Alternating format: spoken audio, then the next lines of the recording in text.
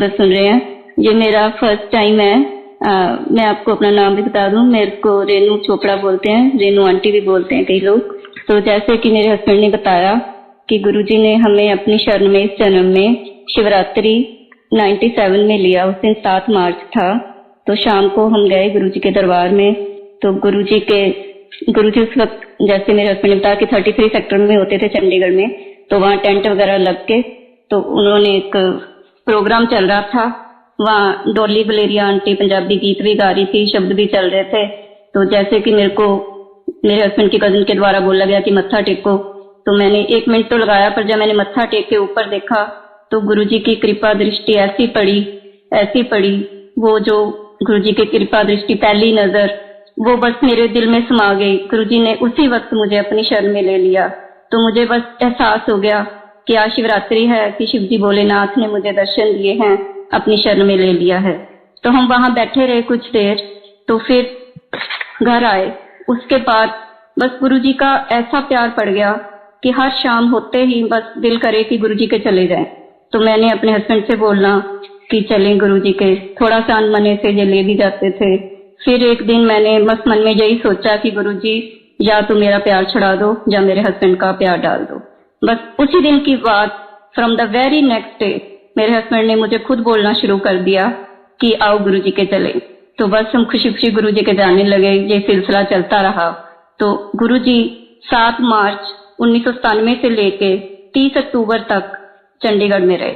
वो सारे 238 डेज थे, मैंने काउंट करे। वो इतने गोल्डन डेज हैं। 97 ही हमारी लाइफ का गोल्डन ईयर है कि साक्षात भगवान ने हमें दर्शन दिए और हमें अपने चरणों में बुलाना उन्होंने। हम रोज शाम जाते रहे। तो ये सिलसिला चलता रहा। तो गुरुजी इतने प्यारे, उन्होंने मेरे जैसी नाचीज से बात करनी। उन्होंने अक्सर ही मेरे से बात, जब मैं तब वहां पे गुरुजी के चरण छू लेते थे हम, कई बार तो 6-7 बार भी दिन में छूने का अक्सर मिल जाता था। तो मैंने जैसे ही चरण छू के ऊपर उठना तो उन्होंने मेरे से कभी नाम पूछ लेना, ना किया तेरा, मैंने बता देना। फिर केड़े सेक्टर आने हैं, मैंने वो भी बता देना।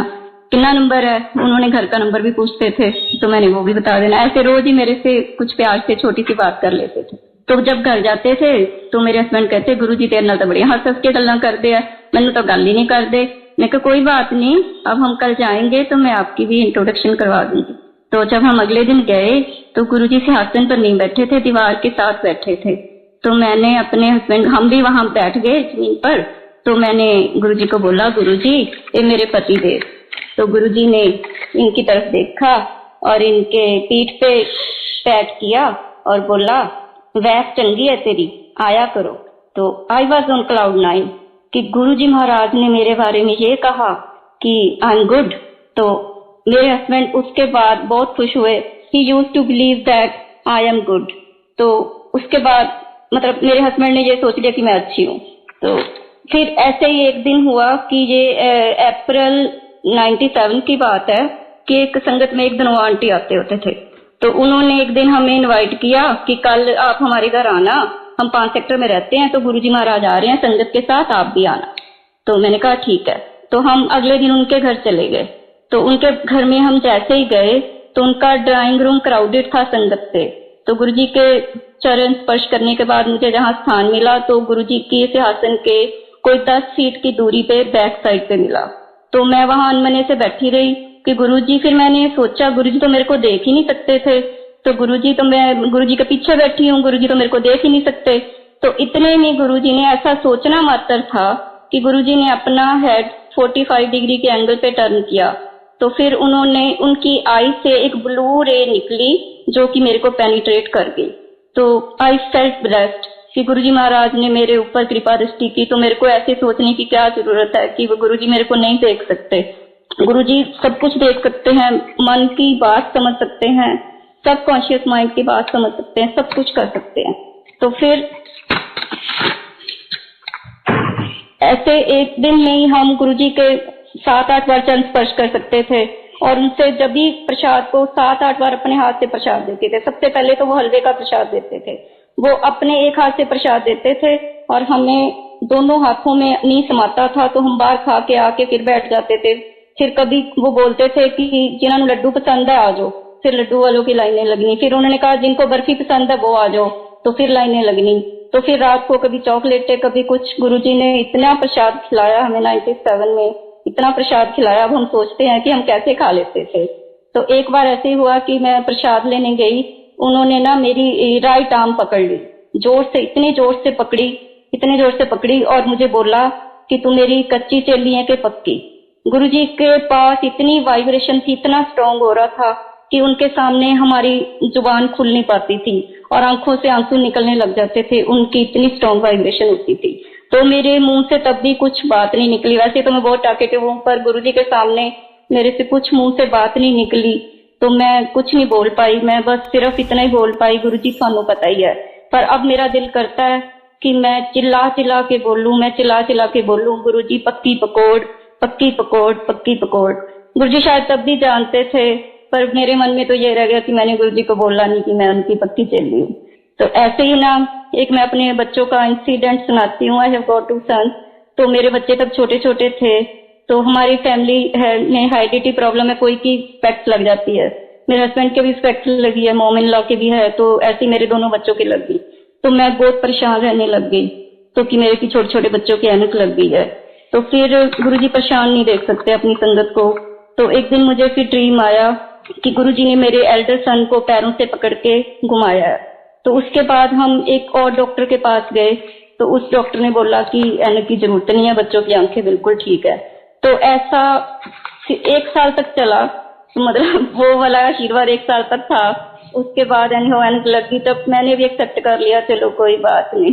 तो फिर हाँ, तो ऐसे ही जब हम गुरुजी के गए, जैसे हम 4 सिस्टर्स हैं, तो जैसे हम गुरुजी के गए तो हम 2 बहनों की तो शादी हो चुकी थी, पर 3rd सिस्टर की अभी हो नहीं गई थी। तो जैसे ही गुरुजी के जाने लगे तो थोड़े दिनों में ही उसका भी रिश्ता तय हो गया। और वो भी बाद में मुझे पता लगा कि वो भी संगत के लोग हैं, वो अमृतसर में रहते थे और गुरुजी उनके घर में जा भी चुके थे। तो ऐसे ही मैंने फिर एक दिन जब शादी में जाना था, तो मुझे संगत ने किसी ने बोला कि गुरुजी के जब तुम सेवा में हो ऐसे नहीं जा सकते। तो मैंने फिर गुरुजी के पास जाके पूछा, गुरुजी मुझे आज्ञा चाहिए। तो गुरुजी कहते क्यों? मैं कहा गुरुजी मेरे को छुट्टी चाहिए। कहते किन्ने दिना दी? मैं कहा 7-8 दिना दी।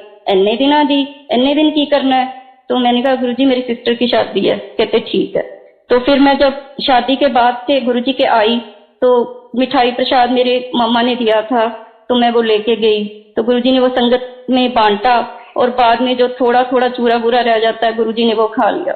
तो मुझे इतनी ज्यादा प्रसन्नता हुई कि मेरे पेरेंट्स के घर का प्रसाद गुरुजी ने खाया। गुरुजी बहुत कम खाते थे, जैसे सब संगत को पता होगा, वो बहुत कम खाते थे, बस एक कारीगराई खा के अपनी प्लेट वो संगत को ही खिला देते थे। पर उस दिन मुझे इतनी ज्यादा प्रसन्नता हुई कि मेरे पेरेंट्स के घर का प्रसाद गुरुजी ने खाया, महाराज ने खाया।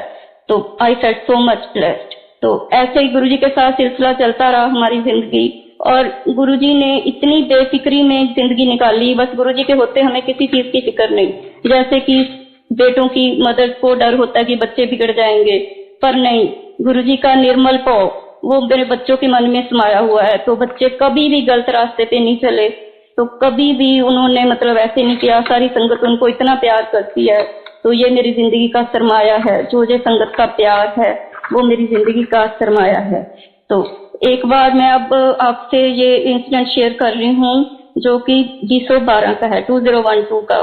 तो ये 2012 में हम यूएसए गए, तो वहां पे हम एक संगत के घर गए।